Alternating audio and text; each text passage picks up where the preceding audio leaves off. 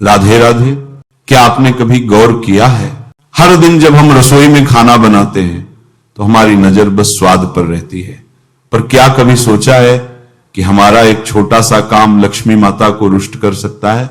ये सुनकर कई लोग मुस्कुरा देंगे, अरे भाई चूल्हा धोना भी कोई गलती है। पर जो लोग इस बात का गूढ़ रहस्य जानते हैं, वो जानते हैं कि ये आदत घर के भाग्य को रोक सकती है और धन की ऊर्जा को कमजोर कर देती है।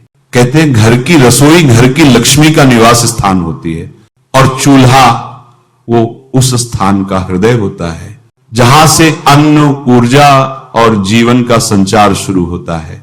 लेकिन अफसोस आजकल लोग आधुनिकता के नाम पर वो सब भूल गए हैं जो हमारे पुरखों ने हमें सिखाया था। खाना बनते ही तुरंत चूल्हा घिसना, चमकाना, ये सब सफाई नहीं बल्कि एक ऊर्जात्मक गलती है। रसोई माता अन्नपूर्णा का मंदिर। शास्त्रों में कहा गया है, यत्र अन्नम तत्र लक्ष्मी है, जहां अन्न है वहां लक्ष्मी का वास है।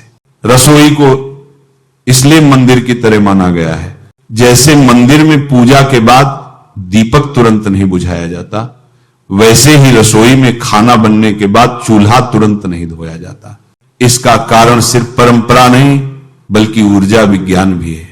खाना बनाते समय अग्नि तत्व सक्रिय होता है, वो ऊर्जा भोजन में प्रवेश करती है और पूरे घर में सकारात्मक कंपन फैलाती है। अगर खाना बनते ही आप गैस स्टोव धो देते हैं तो आप उसी क्षण उस सकारात्मक ऊर्जा को पानी से बुझा देते हैं। यानी माता अन्नपूर्णा की ऊर्जा को आप खुद अपने हाथों से कमजोर कर देते हो और फिर आश्चर्य करते हो, पैसे आते हैं पर टिकते नहीं, घर में शांति नहीं रहती, स्वाद अच्छा होने के बावजूद मन में संतोष नहीं। इन सब का जवाब रसोई में छुपा होता है। वास्तु और ऊर्जा का रहस्य। वास्तुशास्त्र के अनुसार रसोई में अग्नि का स्थान दक्षिण पूर्व कोना माना गया है। ये दिशा अग्नि देव की होती है।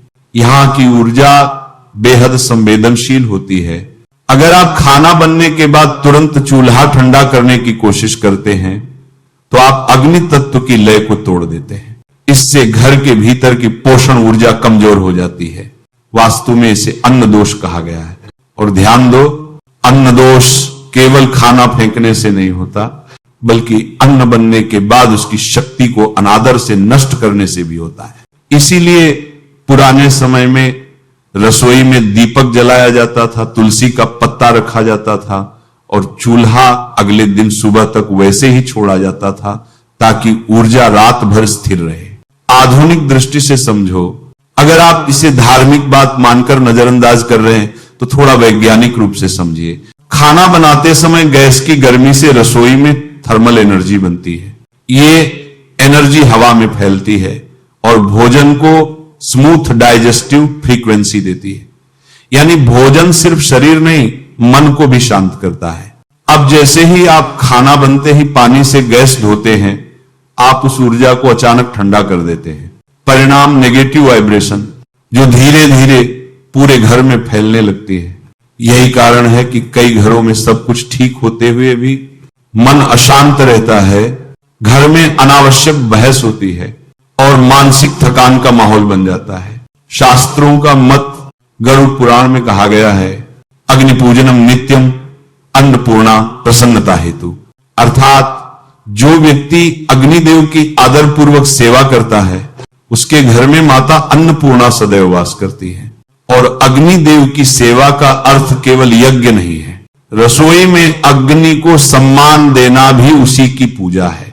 इसलिए पुराने जमाने में खाना बनने के बाद महिलाएं हाथ जोड़कर चूल्हे को प्रणाम करती थीं और कहती थी, माता अन्नपूर्णा आज का भोजन पूर्ण हुआ, आपका आभार। सोचो ये परंपरा कितनी सुंदर थी, न कोई विज्ञान के खिलाफ न आस्था के, बस ऊर्जा को सम्मान देने की एक अद्भुत समझ। कब धोना चाहिए? चूल्हा। अब सवाल ये उठता है, अगर खाना बनने के बाद तुरंत चूल्हा नहीं धोना चाहिए तो आखिर कब धोना चाहिए? शास्त्रों और वास्तु दोनों के अनुसार गैस या चूल्हा को रात में सोने से पहले हल्का सा साफ किया जा सकता है, पर पानी से पूरी तरह नहीं धोना चाहिए। मतलब क्या? बस सूखे कपड़े या हल्के गीले कपड़े से ऊपर का हिस्सा पोंछ लो ताकि तेल या दाग ना रहे, पर गैस बर्नर या उसका केंद्र भाग पानी से धोकर तुरंत ठंडा मत करो, क्योंकि वह स्थान अभी भी अग्नि तत्व से जुड़ा हुआ रहता है। रात में जब अग्नि शांत हो जाती है तब सुबह तुलसी या चंदन जल डालकर हल्का स्नान जैसा सफाई करना शुभ माना गया है, क्योंकि उस समय सूर्यदेव की ऊर्जा घर में आती है और चूल्हा उस नई ऊर्जा को ग्रहण करता है। घर में चूल्हे की पूजा क्यों जरूरी है? पुराने जमाने में लोग चूल्हे को भगवान मानकर पूजते थे। हर सुबह चूल्हे पर हल्दी या रोली का तिलक लगाते थे, क्योंकि उनका मानना था जहां अग्नि जलती है वहां देवता रहते हैं। आज भी कई घरों में रसोई पूजा होती है, जहां पहले चूल्हे पर एक बूंद घी डालकर अग्नि देवाय नमः बोला जाता है। ये परंपरा सिर्फ धार्मिक नहीं बल्कि ऊर्जा की शुद्धि का तरीका है। जब आप किसी वस्तु को श्रद्धा से छूते हो तो उस पर आपका कंपन पड़ता है, और वही कंपन धीरे धीरे घर के माहौल को सकारात्मक बनाता है। इसलिए कहा गया है, अगर आप रोज सुबह रसोई में प्रवेश करने से पहले जय माता अन्नपूर्णा बोल दो तो उस दिन का भोजन अमृत समान बनता है। धन और लक्ष्मी से जुड़ा रहस्य। अब बात करते हैं सबसे महत्वपूर्ण चीज की, लक्ष्मी माता और धन की स्थिरता। कई लोग कहते हैं मेहनत बहुत करते हैं पर पैसा टिकता नहीं। कभी सोचा क्यों? क्योंकि लक्ष्मी माता स्थिरता में रहती हैं और चूल्हा गृहस्थ जीवन की स्थिरता का प्रतीक है।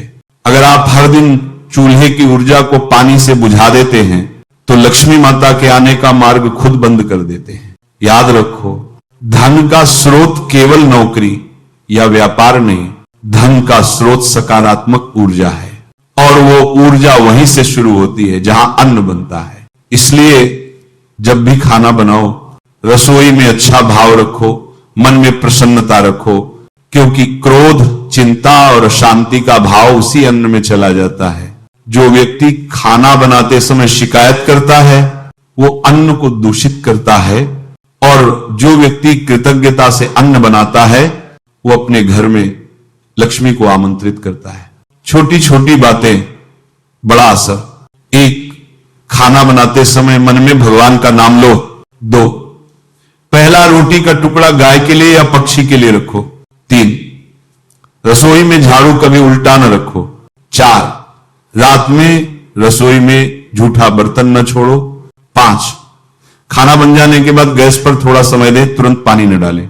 6, और हर शनिवार को चूल्हे के पास एक दीपक जलाएं, मानो माता अन्नपूर्णा को प्रणाम कर रहे हो।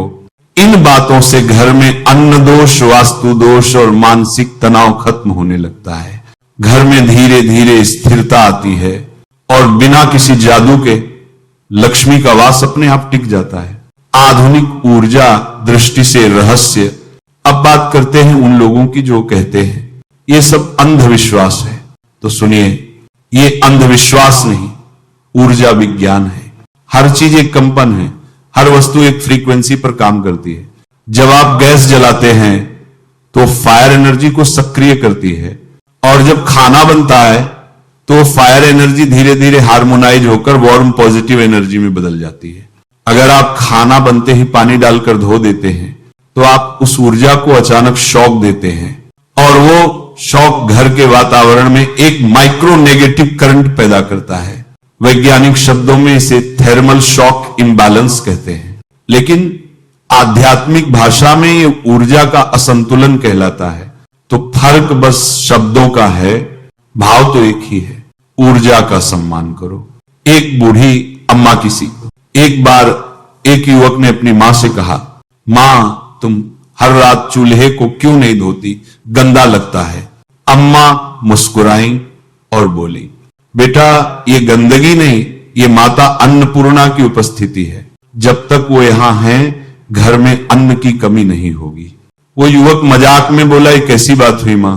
अम्मा बोली, जिस चीज से अन्न बनता है वो साधन नहीं साधना है, और साधना को कभी तुरंत समाप्त नहीं किया जाता, वो धीरे धीरे अपने आप शांत होती है।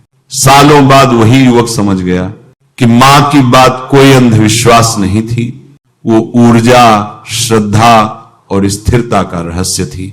मानसिक शांति और ऊर्जा का संबंध। कई बार लोग पूछते हैं, घर में बिना वजह तनाव क्यों रहता है, परिवार के बीच झगड़े क्यों बढ़ते हैं, बच्चे पढ़ाई में ध्यान क्यों नहीं लगा पाते। इन सब का एक कारण है, घर की ऊर्जा का असंतुलन। और ये असंतुलन वहीं से शुरू होता है जहां सबसे ज्यादा ऊर्जा बनती है, रसोई से। अगर रसोई का वातावरण शांत, सकारात्मक और गर्माहट से भरा है तो घर के बाकी हिस्सों में भी वही कंपन फैलता है। लेकिन अगर रसोई बार बार ठंडी, गीली और अव्यवस्थित रहे तो मानसिक अस्थिरता अपने आप बढ़ जाती है। इसीलिए कहा गया है, रसोई का स्वरूप घर के भाग्य का दर्पण है। बात सीधी है, भगवान को पाने के लिए बड़े यज्ञ या महंगे पूजन की जरूरत नहीं, बस जो चीजें रोज करते हो उनमें श्रद्धा जोड़ दो। चूल्हा, भोजन, रसोई, ये सब वही स्थान है जहां देवी शक्ति रोज आती है, बस हमें पहचान नहीं होती। तो आज से ये निश्चय करो, अब खाना बनाने के बाद चूल्हा तुरंत नहीं धोना है, पहले माता अन्नपूर्णा को धन्यवाद देना है, फिर दीपक जलाकर कहना है, मां आज भी आपने हमें अन्न दिया, हमारा घर धन्य हुआ। फिर देखना कैसे घर में धीरे धीरे सुख, शांति और धन की वृद्धि होने लगती है। क्योंकि जब ऊर्जा संतुलित होती है तो ब्रह्मांड भी आपके साथ चलने लगता है।